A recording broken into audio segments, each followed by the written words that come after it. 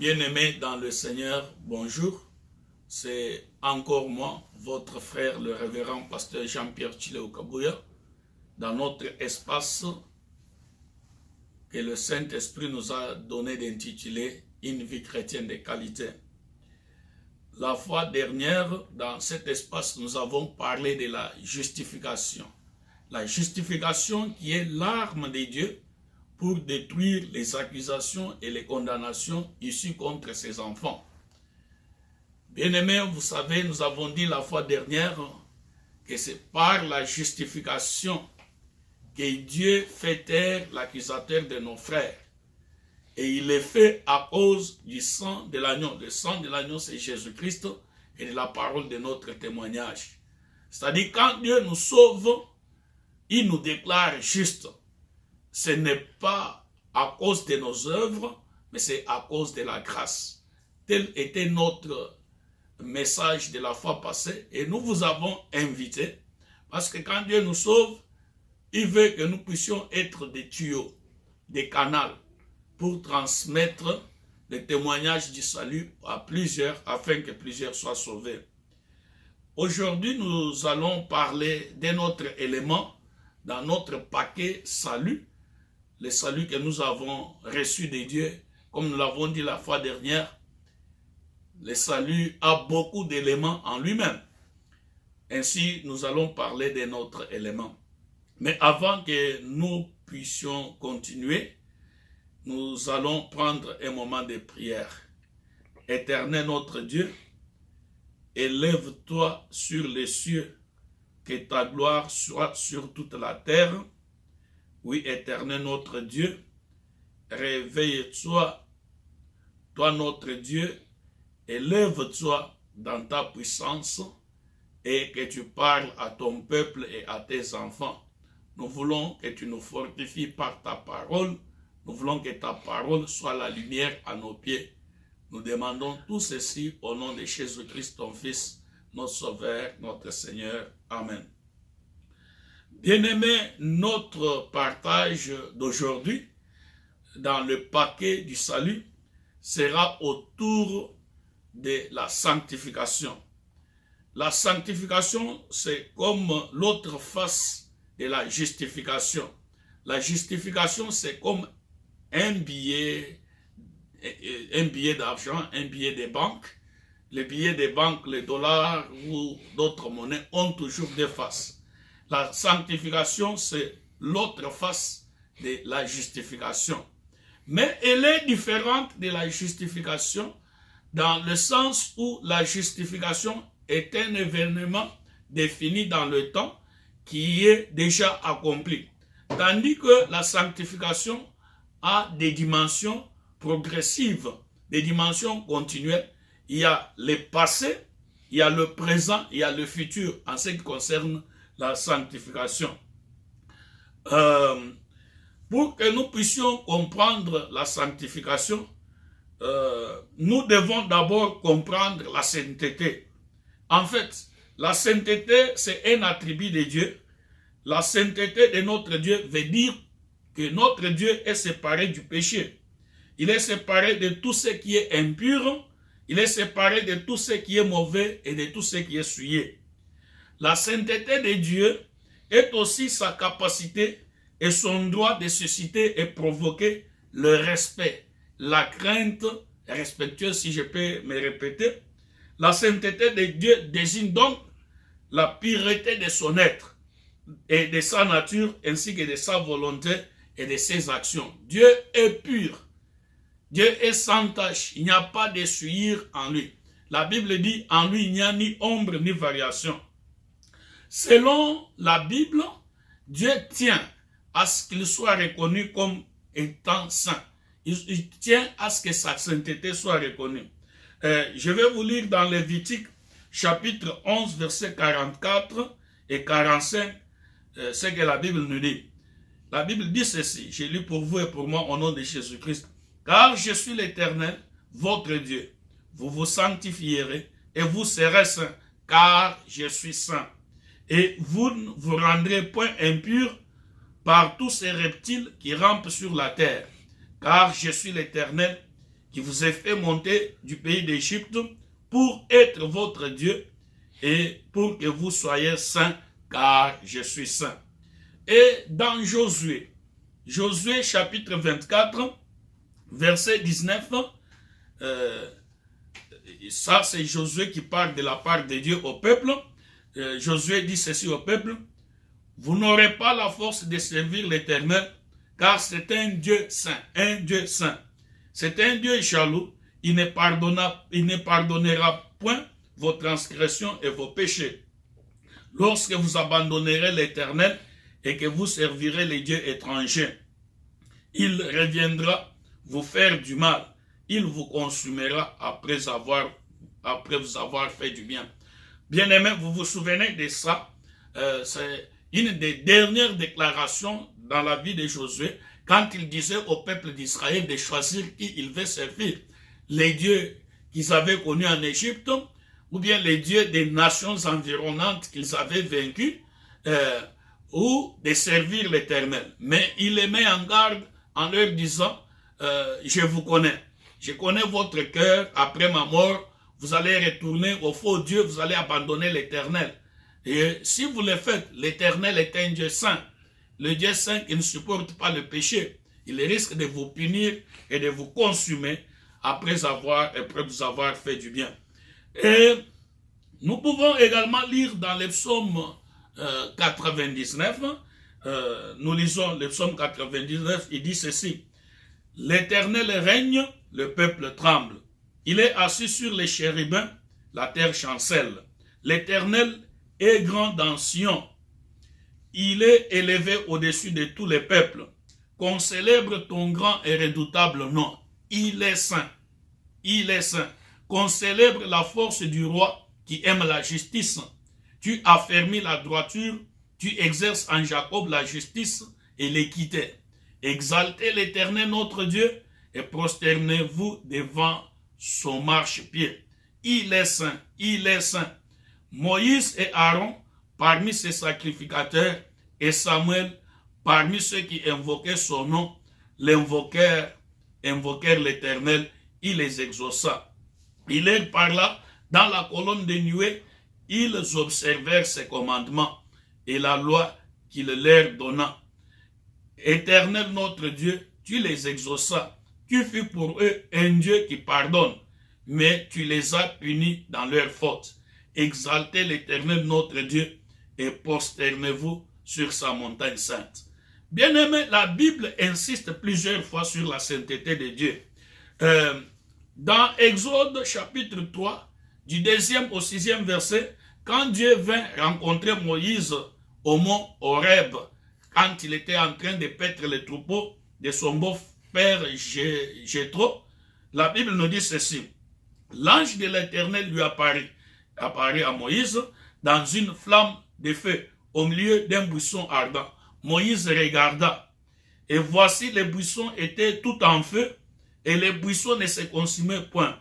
Moïse dit: je vais me détourner pour voir quelle est cette grande vision, et pourquoi les buissons ne se consument point. L'Éternel vit qu'il se détournait pour voir, et Dieu l'appela du milieu du buisson, et dit: Moïse, Moïse. Et il répondit: me voici. Dieu dit: n'approche pas d'ici. Ôte tes souliers de tes pieds, car le lieu sur lequel tu te tiens est une terre sainte. Et il ajouta: je suis le Dieu de ton père, le Dieu d'Abraham, le Dieu d'Isaac et le Dieu de Jacob. Moïse se cacha les visages, car il craignait de regarder Dieu. Bien-aimé, voilà encore une expression de la sainteté de Dieu.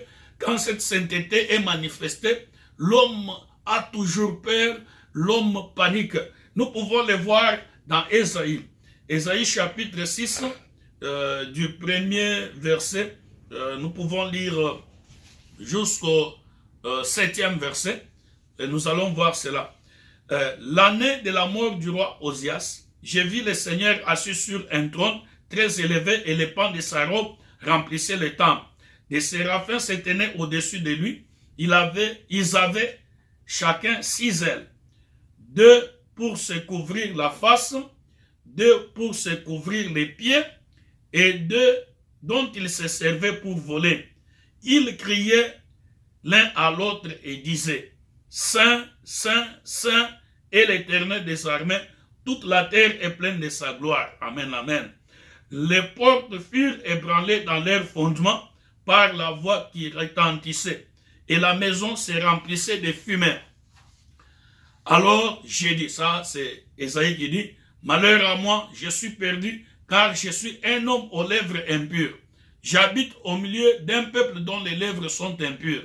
Mes yeux ont vu le roi, l'Éternel des armées. Mais l'un des séraphins vola vers moi, tenant à la main une pierre ardente qu'il avait prise sur l'autel avec des pincettes. Il toucha ma bouche et dit ceci, ceci a touché tes lèvres, ton iniquité est enlevée et ton péché est expié. Voilà, bien-aimé, la sainteté de Dieu, sa pureté, a toujours fait trembler l'homme parce que l'homme est pécheur. Le pécheur ne peut pas tenir devant la sainteté de Dieu qui est toujours accompagné de sa gloire. Dans Ésaïe toujours, chapitre 40, verset 25, la Bible dit, c'est Dieu qui parle, à qui me comparerez-vous pour que je lui ressemble? Dit les saints, dit les saints. Dieu est incomparable dans sa sainteté. Et dans Jean 17, verset 11, nous lisons ceci. Ça, c'est notre Seigneur Jésus qui fait la prière sacerdotale. Il dit, je ne suis plus dans le monde. Ils sont dans le monde. Je vais à toi, Père Saint. Jésus-Christ appelle Dieu Père Saint. Garde en ton nom ce que tu m'as donné afin qu'il soit un comme nous.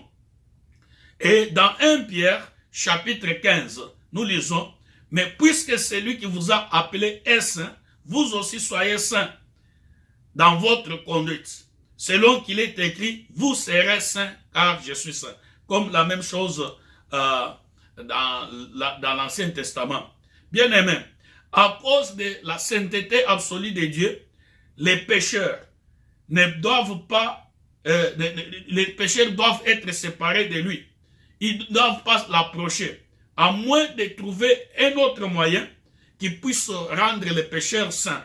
Sinon, les pécheurs ne peuvent pas approcher Dieu. Et vous savez, quand la Bible parle des pécheurs, elle dit tous ont péché et sont privés de la gloire de Dieu. Tous, donc, en général, tous les hommes ont péché. Les hommes, les femmes, les enfants, les vieux, tous ont péché et sont privés de la gloire de Dieu. Donc, aucun homme, normalement, ne peut approcher Dieu. C'est précisément ici qu'intervient le bienfait de l'œuvre salvatrice de notre Seigneur Jésus-Christ qu'il a accompli à la croix de Golgotha où il mourut pour nous. C'est ainsi que à l'église de Corinthe, l'apôtre Paul peut écrire l'église de Dieu qui est à Corinthe à ceux qui ont été sanctifiés en Jésus-Christ, appelés à être saints, à tous ceux qui invoquent en quelque lieu que ce soit le nom de notre Seigneur Jésus-Christ. Leur Seigneur est le nôtre. La sanctification, bien aimé, la sanctification est le privilège de tous ceux qui invoquent le nom de notre Seigneur Jésus-Christ. Et non pour quelques individus, comme certains groupes religieux l'enseignent, qu'il n'y a que quelques individus qui peuvent être déclarés saints. Non, la sanctification est pour quiconque invoque le nom de notre Seigneur et Sauveur Jésus-Christ et qu'il a accepté comme son Sauveur et Seigneur personnel. Nous sommes sanctifiés par l'offrande du corps de Jésus-Christ une fois pour toutes. Ça, c'est Hébreux chapitre 10, verset 10 qui nous le déclare. Donc, c'est par sa mort à la croix de Jésus, à la croix de Golgotha, la mort de Jésus-Christ, que nous sommes sanctifiés. Donc, Dieu notre Père est engagé dans l'œuvre de notre sanctification, comme le confirme 1 Thessaloniciens chapitre 5, verset 23, en disant que le Dieu de paix vous sanctifie, que le Dieu de paix vous sanctifie lui-même tout entier, que votre être, l'esprit, l'âme, le corps soit conservé irrépréhensible lors de l'avènement de notre Seigneur et Sauveur Jésus-Christ. Donc, la sanctification est un processus par lequel Dieu nous communique la sainteté. Est un processus par lequel Dieu nous fait ressembler de plus en plus à notre Seigneur et Sauveur, son Fils Jésus-Christ. La sanctification ne concerne pas une partie de l'homme. La sanctification, comme le dit un Thessalonicien ici, elle concerne l'esprit, l'âme, le corps. L'esprit, l'âme et le corps. Ça sont les deux parties de l'être humain. L'esprit, c'est cette partie invisible de notre personnalité qui est en relation avec Dieu. Qui est en relation avec Dieu.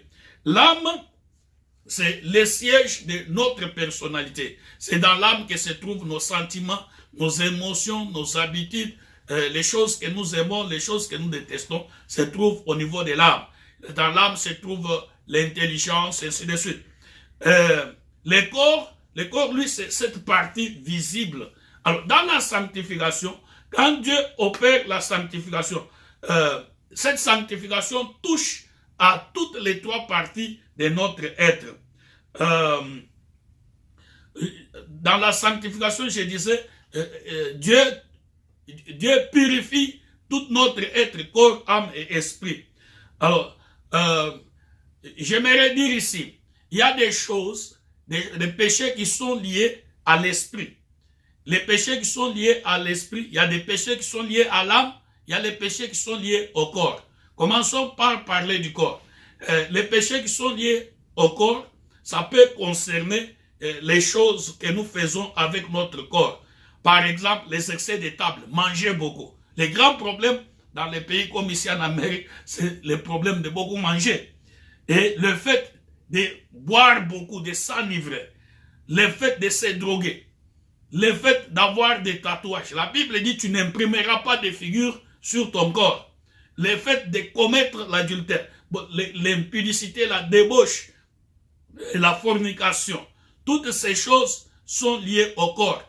Mais le péché sexuel a aussi des dimensions dans l'âme, parce que c'est à partir du cœur.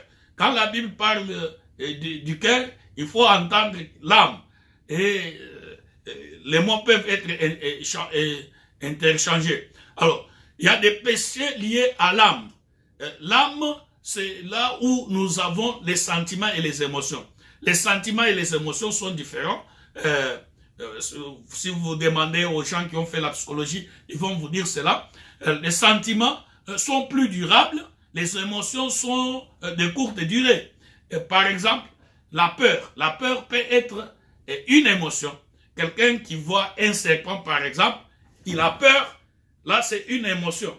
Mais si cette émotion peut se transformer en sentiment, ce sentiment va devenir le sentiment qu'on appelle la phobie.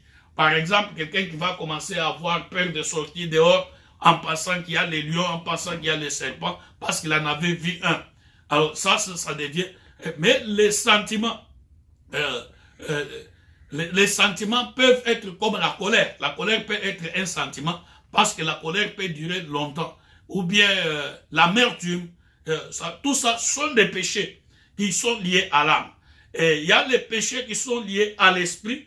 Là, il faut comprendre quand quelqu'un, au lieu de placer sa confiance en Dieu, il se donne à l'occultisme. Il place la confiance dans les gens.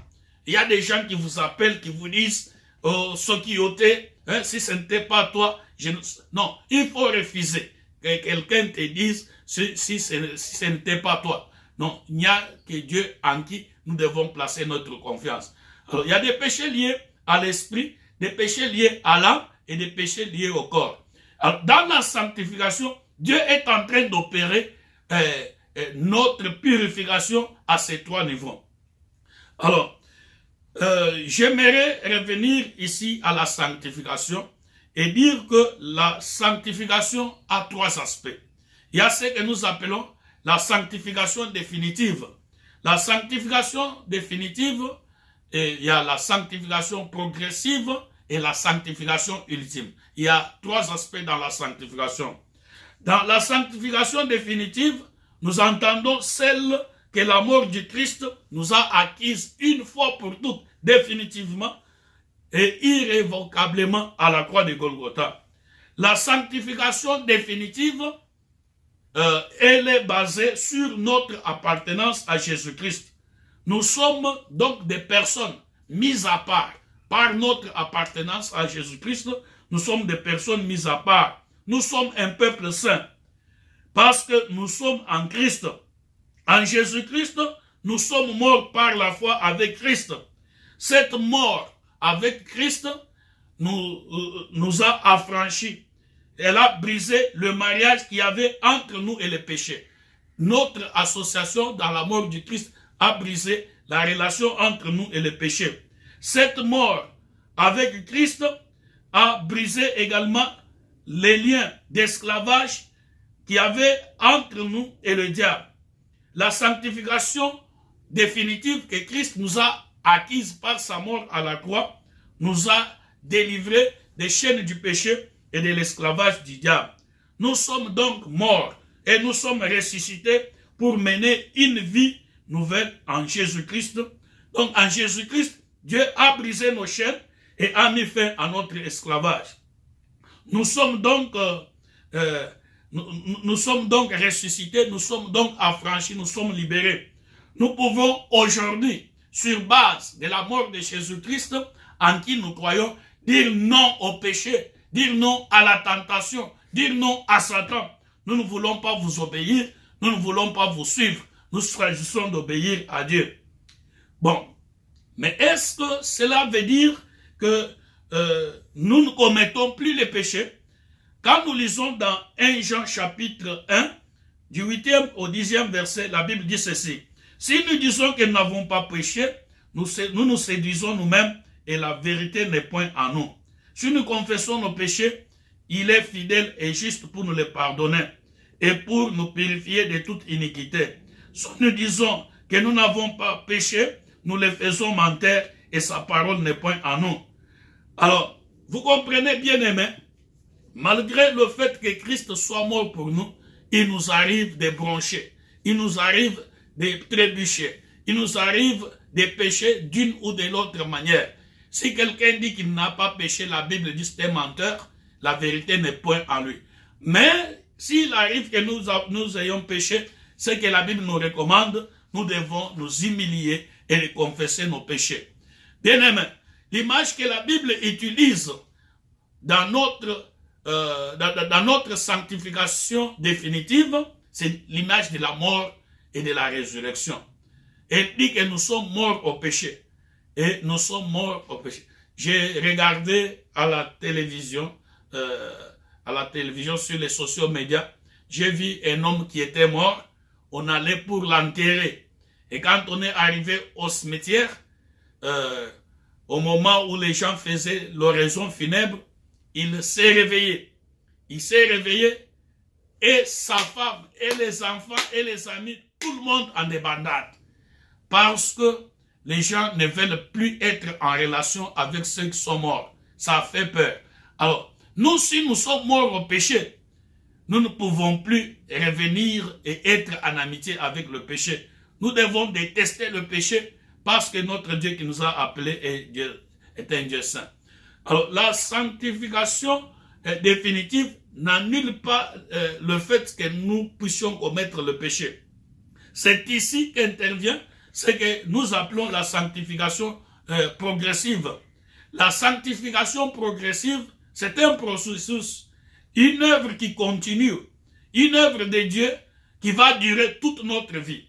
Notre sanctification ne sera jamais complète dans notre vie sur cette terre. Cette vie sur cette terre, pour que nous puissions vivre la sainteté, c'est comme une bataille. C'est comme une bataille sans complaisance contre la présence du péché dans notre vie. Vous savez, parfois les gens, ils pensent avoir vaincu, mais quand ils dorment, c'est à ce moment-là que l'ennemi vient les attaquer. Vous vous souvenez du roi David? Au lieu de partir à la guerre avec les autres, il est resté en train de se promener sur son palais. C'est à ce moment-là que l'ennemi a choisi de l'attaquer. Et il a attaqué Et David, vous savez, il est tombé dans le péché d'adultère avec Bathsheba, la femme d'Uri. Bien-aimés, nous devons être vigilants. C'est pourquoi l'apôtre Paul dit, je me bats. Je me bats. Alors, dans cette sanctification progressive, nous bénéficions des éléments que Dieu a disposés pour nous. Il y a la Bible. La Bible constitue des fondements indispensables pour notre sanctification progressive. David a écrit, je garde ta parole dans mon cœur afin de ne pas pécher contre toi. Et même notre Seigneur Jésus-Christ, pour vaincre les tentations, pour faire taire l'ennemi, il a utilisé la parole de Dieu. Nous devons mémoriser la parole de Dieu. Ainsi, quand nous sommes face aux tentations, aux péchés, aux attaques de l'ennemi, nous pouvons utiliser la parole de Dieu. Dans la sanctification progressive, l'agent principal que Dieu utilise, c'est le Saint-Esprit. L'Esprit nous sanctifie. L'Esprit agit dans nous. Et nous communique la puissance de vaincre le péché.